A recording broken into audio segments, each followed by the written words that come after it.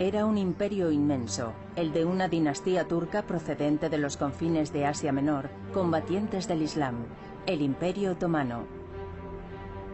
En 1453 sometieron al Imperio Bizantino, cuya capital, Constantinopla, pasó a llamarse Estambul. En el siglo XVII, en su máximo apogeo, los otomanos sitiaron Viena. Su imperio se extendía sobre 3 continentes, del Mar Negro al Mar Rojo, imponiendo su ley en un mosaico incomparable de pueblos y creencias. Sin embargo, en un siglo el Imperio Otomano iba a disolverse. El impacto de su caída se dejó escuchar desde los Balcanes hasta Oriente Medio. Fue entonces cuando nacieron las fracturas de un mundo que es el nuestro. El final del Imperio Otomano.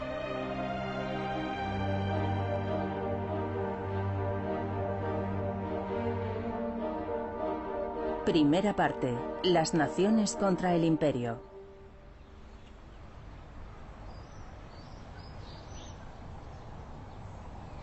Sarajevo, capital de Bosnia-Herzegovina, en el centro de Europa, nos recuerda la tragedia de las guerras yugoslavas, los últimos conflictos del siglo XX.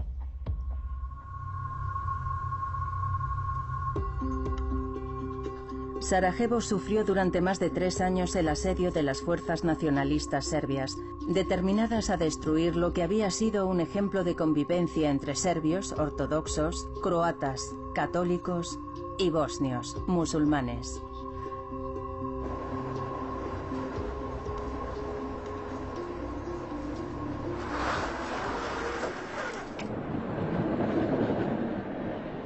Una operación de limpieza étnica cuyas primeras víctimas fueron los civiles bosnios.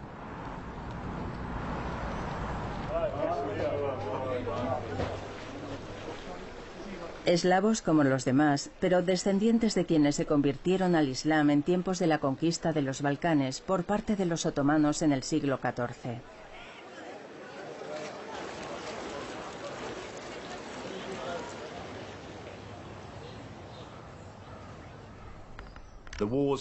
Las guerras de Yugoslavia resucitaron viejos tópicos, concretamente la idea de que por alguna razón extraña, quizás debido a los otomanos, los pueblos de esta zona de Europa siempre se habían odiado. Y por esa razón estalló el conflicto en 1991 y 1992. Pero la historia de Europa Oriental nos revela que no es así. No se trata de una historia de tensiones étnicas, sino de una historia de coexistencia compleja entre diferentes pueblos y confesiones religiosas. El objetivo de los historiadores en los años 90 era combatir ese tópico teniendo mucho cuidado para no crear otro, el de un imperio otomano idílico y apacible en el que judíos, cristianos y musulmanes se amaban los unos a los otros. A juzgar por la violencia y el caos que le siguieron, la época otomana puede parecer una edad de oro. Pero en realidad el orden social que reinaba en ese imperio no era igualitario.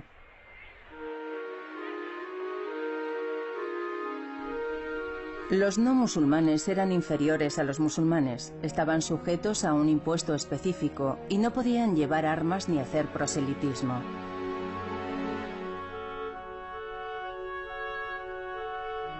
Cristianos ortodoxos, católicos armenios y judíos se organizaban en el millet, término otomano que designaba a las comunidades confesionales.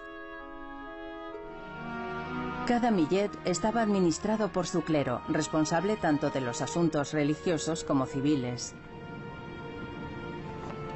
A través de todo el imperio, de los Balcanes a Anatolia, de Mesopotamia a Tierra Santa, el sistema de los millets permitió que cristianos, judíos y musulmanes conviviesen codo con codo, juntos pero no revueltos. Un orden imperfecto pero fluido que garantizó durante más de 4 siglos la estabilidad del imperio. Un orden aceptado mientras los pueblos sometidos no reivindicaran más identidad que su religión. En cuanto apareció la política, el sistema se desmoronó. Es lo que sucedió en el siglo XIX y fue el gran desafío del Imperio Otomano. cómo adaptar un sistema de gobierno que funcionaba en un mundo prepolítico a un mundo político. El nuevo mundo político que iba a desafiar al imperio nació de los ideales de la Revolución Francesa, de las nuevas aspiraciones del pueblo a la libertad y a la emancipación, algo irreconciliable con la idea misma de imperio. Los griegos fueron los primeros en cuestionar el yugo otomano. En 1821 estalló una revuelta. Muy pronto se convirtió en una auténtica guerra de independencia. El sentimiento de una identidad griega existía mucho antes de que comenzara el siglo XIX. Se fundamentaba en la herencia de la Grecia antigua y sobre todo en la religión cristiana ortodoxa.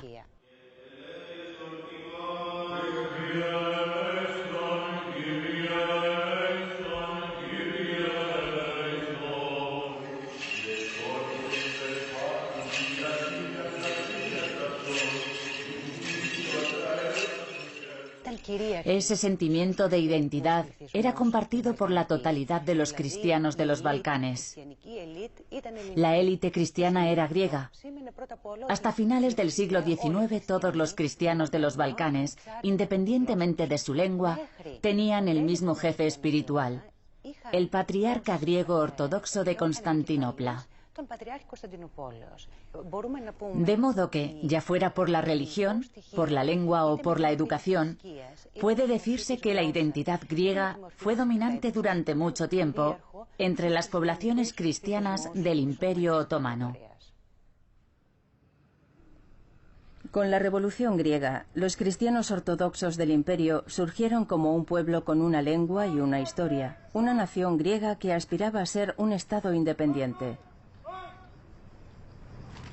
Un ejemplo para las otras minorías del imperio para destruirlo desde dentro. Los enemigos lo comprendieron.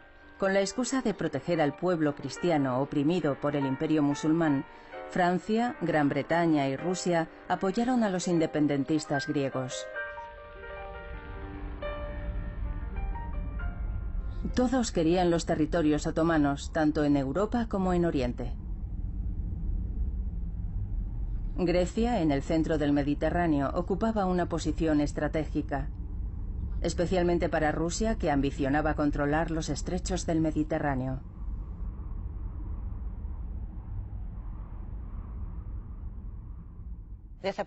No podemos olvidar que las potencias extranjeras competían en la zona. Los intereses de Francia, Gran Bretaña y Rusia se oponían casi siempre. A menudo, dos de estas potencias se aliaban para luchar contra la tercera, de modo que Grecia se encontraba en medio de unos intereses contradictorios, concretamente entre los de Gran Bretaña, que era la potencia naval del Mediterráneo oriental, y los de Rusia, que buscaba una salida al mar Mediterráneo. En 1829, Francia, Gran Bretaña y Rusia negociaron en Londres la independencia de Grecia. Una independencia que iba a cambiar el destino del imperio. El Imperio Otomano era uno de los mayores de aquella época. Dominaba todo Oriente Medio.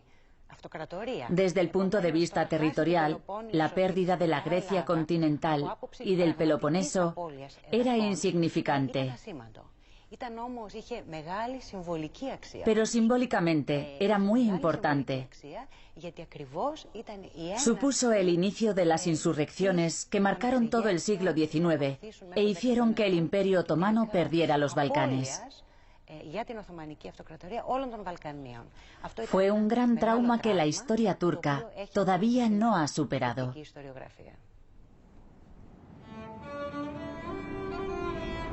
El efecto fue inmediato. Con el respaldo de Rusia, los eslavos de Serbia y Rumanía se sublevaron y consiguieron la autonomía. Seguían siendo vasallos del imperio, pero daban un gran paso hacia la independencia. ¿Cómo detener la ola?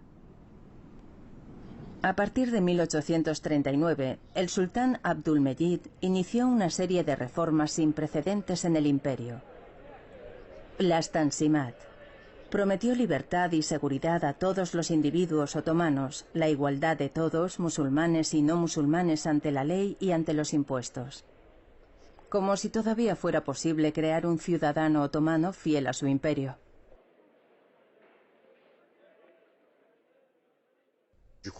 Creo que los burócratas del imperio no controlaron en absoluto la intensidad de la emancipación de las comunidades. Pasaron de una identidad confesional pura y llana a una identidad nacional. Dicho de otra manera, cada confesión se determinó para ser concebida como una entidad nacional, y el hecho de que existiesen lenguas como el serbio, búlgaro, griego, armenio, que constituían en cierto modo la base de estas comunidades confesionales, aceleró el proceso de nacionalización.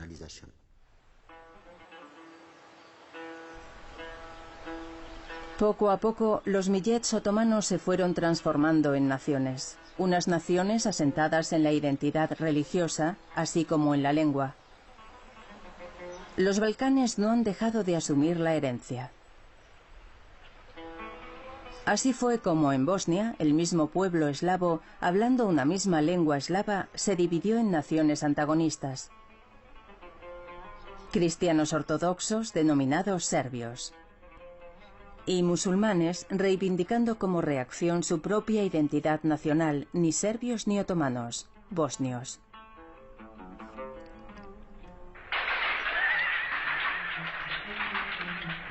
En 1875, en la provincia, estalló una revuelta de campesinos serbios que acentuó la ruptura entre los pueblos.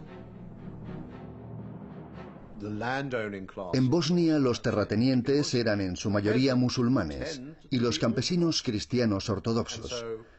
De modo que una revuelta campesina podía entenderse como una revuelta de clases y a la vez como una revuelta étnica. Un historiador nacionalista dirá que los acontecimientos de 1875 en Bosnia fueron una revuelta nacionalista. Pero según las fuentes de la época, realmente fueron ambas circunstancias. La región sufría un hambre endémica, el clima era precario, las cosechas malas. Así que, ¿fue una revuelta étnica o una revuelta de clases? Fueron las dos a la vez. En todos los Balcanes, los campesinos cristianos tomaron las armas. La represión